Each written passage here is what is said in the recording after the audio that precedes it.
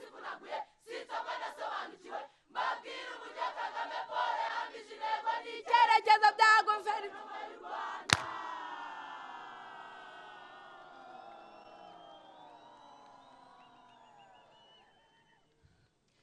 Ese ko guverinoma y'u Rwanda yubakiye ku nkingi eshatu n'umuco wo gukorera ku mihigo hagamijwe kwihutisha iterambere, Kagame Paul yahamije intego cyane rwose. Bimwe mu byagezweho bikubiye mu nkingi eshatu zikurikira: ubukungu, imibereho myiza, imiyoborere myiza n'ubutabera, hagamijwe kugira ngo buri munyarwanda wese atekane.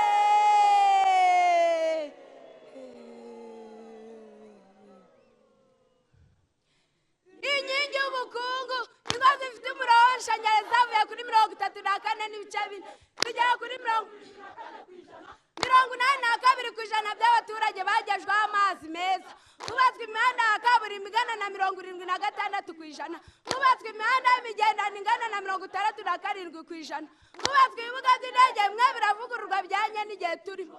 Reba nawe Bugesera Airport izataha mu gihe kiri imbere, yogoje amahanga. Inganda zitandukanye zubatswe hirya no hino. Hubatswe hanavugururwa ibikorwa remezo bya siporo n'imyidagaduro bitandukanye nka Beka Arena, Stade ya Bugesera, Goma, Nyagatare, Huye, Kigali Pere, Kigali Gospel. Tora Kagame Paul twihutisha iterambere, nta mwanya wo gutakaza dufite.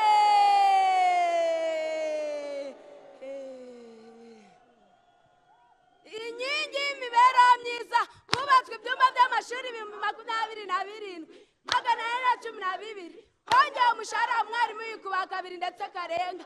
Hashyizweho gahunda yo gutanga ubuvuzi bwo ku rwego rwo hejuru ku ndwara zitandukanye. Ibigo by'ubuvuzi bw'ibanze byariyongereye bigera ku 252. Hashyizweho politiki igamije kurengera no kwita ku bageze mu zabukuru. Byose tubikesha Kagame Paul. Komeza hasi imihigo, ni wowe ubereye Abanyarwanda.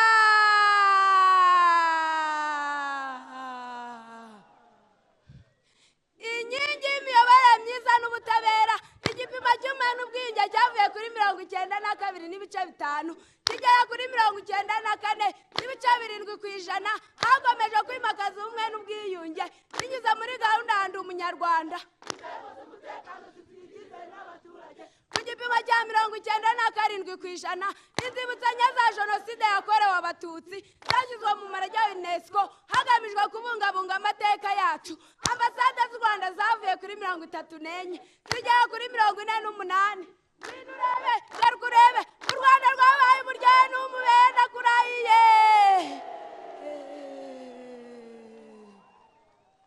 Byose tubikesha Kagame Paul. Tora neza, shishoza, igikubwa ku gipfutsi, komeza hasi imihigo, komeza hasi imihigo, ni wowe ubereye Abanyarwanda.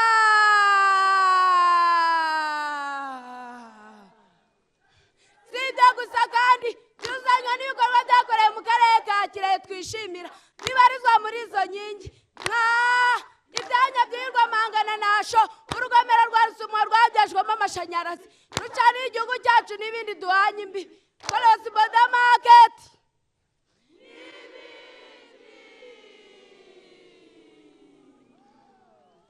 Byose tubikesha Kagame Paul. Komeza hasi imihigo, komeza hasi imihigo, ni wowe ubereye Abanyarwanda.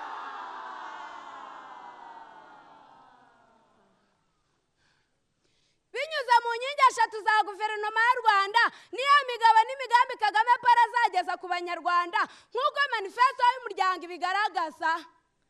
Inkingi y'ubukungu, Kagame Paul afite intego yo kwihutisha iterambere ry'ubukungu rirambye rigera kuri munyarwanda wese, rishingiye ku ishoramari, rishingiye ku bumenyi, rishingiye ku mutungo kamere, hifashishijwe ikoranabuhanga rigezweho.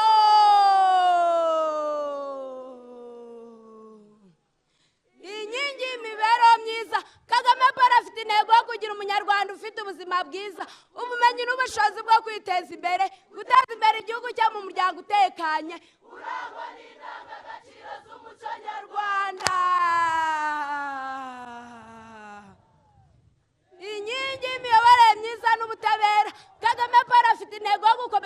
kubaka igihugu kigendeye ku mategeko kizira ruswa n'akarengane gifite imiyoborere idaheza kandi ishingiye ku muturage gifite inzego zishoboye zitanga serivisi zinoze kandi zihutisha iterambere.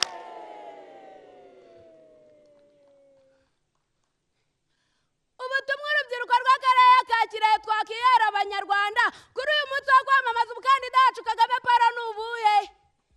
Banyarwanda mwese twongere tubisabire nyuma yo kubona uburyo ubuyobozi bufitiwe icyizere n'abaturage ku gipimo cya 93 n'ibice 6% abaturage bakaba bafitiye icyizere Kagame Paul ku gipimo cya 99 n'ibice 8% kuba bazanye umuco wo gukora ku mihigo hagamijwe kwihutisha iterambere. Ibice bibiri byaburaga byari ibyacu tukiri bato none natwe twarakuze ubu twemerewe gutora kandi nta handi ni ku gipfunsi y'ububarate yayi ni community policy twafatiyeho nta kudoka nta kudoka nta kudoka.